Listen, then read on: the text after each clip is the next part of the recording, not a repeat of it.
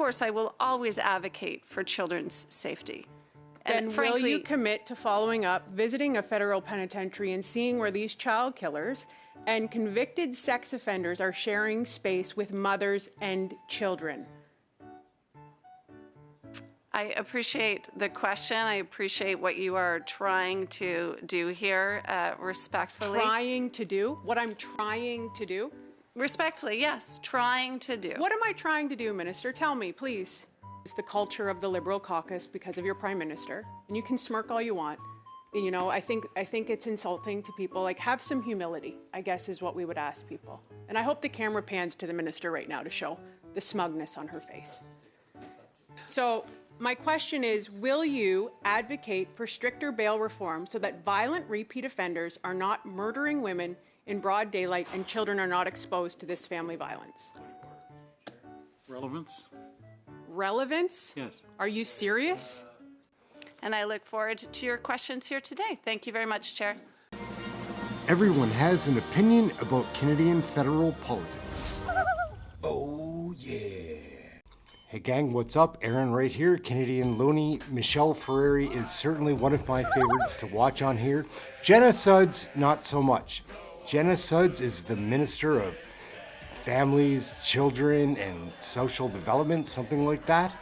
And she is pure trash. This woman is so fake and unreal, where Michelle FERRERI is certainly a very honest person. Tracy Gray is in this one too. The lack of humiliation. Jenna Sudds, just saying, she is detestable. She's one of these liberal Kool-Aid drinking cult members that thinks it's okay to screw over the nation, which it's not. Anyhow, Michelle FERRERI, Tracy Gray are going to hold her to account right here. She gets backed up pretty much by Robert Morrissey. He's the chair of this committee, and he's a loser too. Liberal Kool-Aid, right? They're all on it. Let's take a peek. Let's take a look and a listen. Michelle FERRERI is a woman on fire. Let's go. Thank you very much, Chair. Thank you, Madam Minister. We'll now begin with Madame FERRERI for 6 minutes. Thank you, Mr. Chair, and thank you, Minister, for being here today. Minister, on October 24th, there were a plethora of childcare operators who came to Ottawa from British Columbia, Ontario, and Alberta on their own dime, simply to be heard, but you did not meet with them. Why? Thank you for the question. I meet regularly with childcare operators across this country. On that particular day, I can't tell you exactly what I was doing. I believe my staff perhaps met with them, I think it was the day before, but I'm always open to meeting with childcare operators whenever and wherever I can. So that's just false. The organizer of that group wrote to you saying that your staff absolutely did go outside, but instead to take photos, these are her words, within minutes of our meeting start time for the apparent purpose of further mocking, discrediting and shaming those present on social media by questioning the group size. So she has written to you multiple times, and including yesterday on December 2nd. So they represent 150,000 licensed childcare spaces, or more than 15% of all licensed childcare spaces, saying that you will meet with everyone. Will you commit today to meeting with this group? Respectfully, nothing that I said in my previous statement was false. My team did meet with the organizer of that particular group, and I am always open to meeting with anyone who operates a childcare facility. So just for confirmation, you will commit today to meet with ACE National, Canadian Coalition of Childcare Operators? Absolutely. Perfect. Moving on, Minister, Sergeant Lisa Harris of the Royal Newfoundland Constabulary testified at Status of Women Committee last week, and she stated, "The Public Health Agency of Canada recognizes that children who witness family violence suffer the same emotional and psychological consequences as those who are directly abused. Will you commit today to protect victims and their children by advocating for stricter bail policies?" As a Minister for Families and Children, obviously everything I do day in and day out is ensuring that parents and kids across this country are set up for success. I will always look for opportunities to do that. As you, of course, know, there are other ministers fully engaged in that file, and of course, I support the work that they do. So have you directly asked those ministers to enforce stricter bail conditions? Because, you know, as you've said, you are the Minister for Families, Children and Social Development. And in your opening statement, you said children deserve to receive the best possible start in life, yet we've had the highest increase in child poverty in history under your ministry. Toronto's homeless shelters are now almost triple the number of kids they did 8 years ago, with more than 1,400 in hotel rooms paid for by City Hall. So again, I'll ask, will you advocate for stricter bail policies, as we know many women are being murdered in broad daylight because of the bail conditions where repeat violent offenders are out on bail? I'm happy to correct the record. Actually, when the Conservatives were last in government, the poverty rate for children was 16.3%. The most recent level of poverty for children, which is still too much, absolutely, is 11%. We've put in place a number of measures that have been influential in lifting hundreds of thousands of children out of poverty. And I would put out, frankly, that every one of those measures you and your colleagues in the Conservative Party have voted against. You know, Minister, it is quite remarkable for you to sit there and tell Canadians who are using food banks at record high numbers, and that this is the highest increase in child poverty in history. Children living in homeless shelters, for you to be so smug and say that everything is great is quite insulting to families.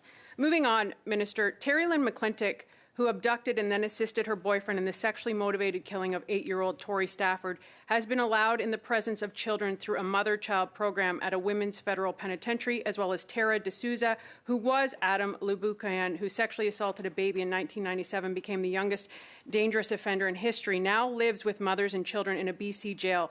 Are you advocating? Are you bringing this up to your ministers? Are you advocating that sex offenders and child killers do not have access to children in federal prisons? Sorry.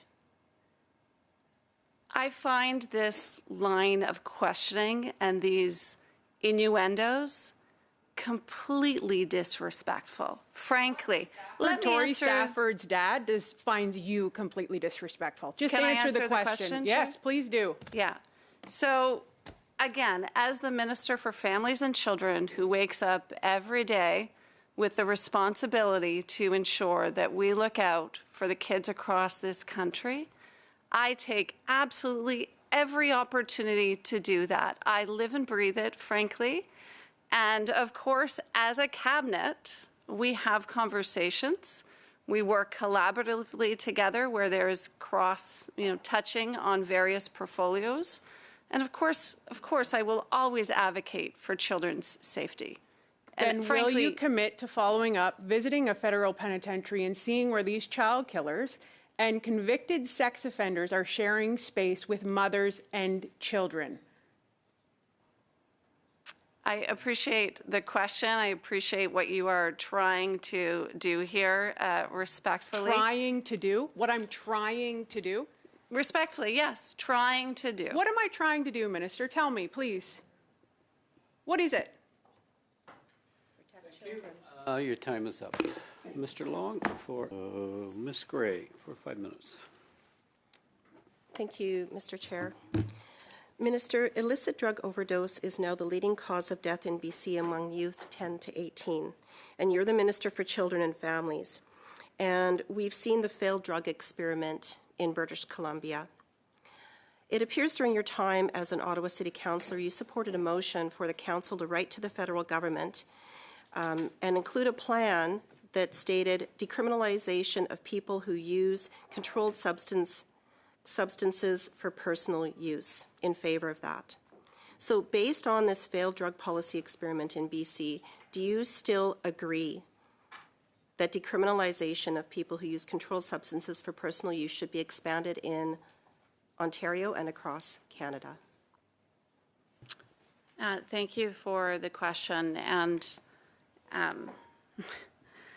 I'm glad to see that you've dug into my time as City Council, where I chaired the social committee there. I will just point to some of the work that's underway that I'm a part of through the Poverty Reduction Council. Minister, that can you answer the question, please? keeps us informed of some of these more pressing issues. Minister, are you not prepared to answer that question today? You're the Minister for Children and Families, and you've seen the statistics on how drugs are being diverted to children. You've seen the statistics on children that are dying. As I from said overdoses. earlier, Are you standing by your previous as I stance? said earlier, there is no circumstance in which I would like to see, or our government would like to see, children having access to drugs, illicit drugs, anywhere in this country. And Minister, I know do that you the agree with minister is decriminalization? Point of order. focused on ensuring. Point of order. Point of order. I think the What's your minister point should for be it? allowed to answer the questions. Thank I you. give a good bit of latitude. The questioner has the question, and the minister can answer as she chooses. Thank you, Mr. Chair. So the Canadian Association of Chief of Police, who just last week put out a statement which said, based on the experience in BC, their board no longer supports decriminalization of illicit drugs. So as a Minister of Family and Children, would you stand with the Canadian Association of Chief of Police and stand with families against drug decriminalization anywhere in Canada? I will always stand with families. I will always meet them where they're at. I will always hear their stories and work to ensure that we do right by them. So I will now, the minister is obviously not prepared to answer the question. I'll cede my time to my colleague, Ms. FERRERI. Questioning here the Minister of Families, Children and Social Development. Earlier in our exchange, you had said you'd met with the Association of Childcare Operators that represents over 156,000 licensed spaces that day, and they have been watching this committee, and they just want to set the record straight that that's not true. And you had said that it was true, so I just want to say that. I did not say that I met with them. No, you said your staff did, and they didn't. My So staff did the day prior. No, they did not. It was October 7th, so you might want to get your facts straight there, Minister. If you're gonna go toe to toe here, have your facts ready. They met on October 7th, not the day before. So they just want the record clear that you. Okay, they met. Oh, okay. Sorry, details, right? What does that matter? You know, so I think what we need to go back to here, Chair, through you. You know, as I said earlier, Sergeant Lisa Harris of the Royal Newfoundland Constabulary testified at Status of Women, saying that the Public Health Agency of Canada recognizes that children who witness family violence suffer the same emotional and psychological consequences as those who are directly abused. And yet we have a minister here. Police-reported violence against children and youth has increased considerably. The rate of family violence against children and youth reached 362 victims per 100,000 population, and the highest rate since comparable data became available in 2009. So again, I ask, you know, I have article after article of women being murdered in broad daylight by offenders who are out on bail. And today we've heard you skirt a lot of responsibility, which is the culture of the Liberal caucus because of your Prime Minister. And you can smirk all you want. You know, I think it's insulting to people. Like, have some humility, I guess, is what we would ask people. And I hope the camera pans to the minister right now to show the smugness on her face. So my question is, will you advocate for stricter bail reform so that violent repeat offenders are not murdering women in broad daylight and children are not exposed to this family violence? Relevance? Relevance? Yes. Are you serious? Relevant to The this members, minister. you do not have the Yeah, floor. serious. The minister has the floor Are to you for answer real, the ma'am? I question. am, yeah. Maybe you better read the mandate letter. Ms. Ferrari, Chair, come that's- to order. Ms. Sudds, you have a short Sure. answer, please. Of course, as I stated earlier, we do not, of course, under any circumstances, want to see children exposed to any sort of violence anywhere in this country. Match. And as I have also already said, there is a colleague that's leading this work. I contribute, of course, through our tables and our discussions, but On this Chair, file? point of order. Ferrari, the minister did not interrupt you or anybody else when you were questioned. Please show the same respect to the minister. I'll now Respect is move earned. to Mr. Collins. Mr. Collins? So, gang, we're going to wrap it up right there. Like, respect is earned. Jenna Sudds has not earned a drop of respect from Canadians. Not ones that see that or see her in the House of Commons all the time. She's such a fake and a phony. This emo has to go. Like, we need an election so much. Aaron, Canadian Looney, like, share, subscribe, get notified, all those things. And we'll catch you in the next video. Thank you for watching this one. Catch you next time. And I look forward to your questions here today. Thank you very much, Chair. Everyone has an opinion about Canadian federal politics. Oh, yeah.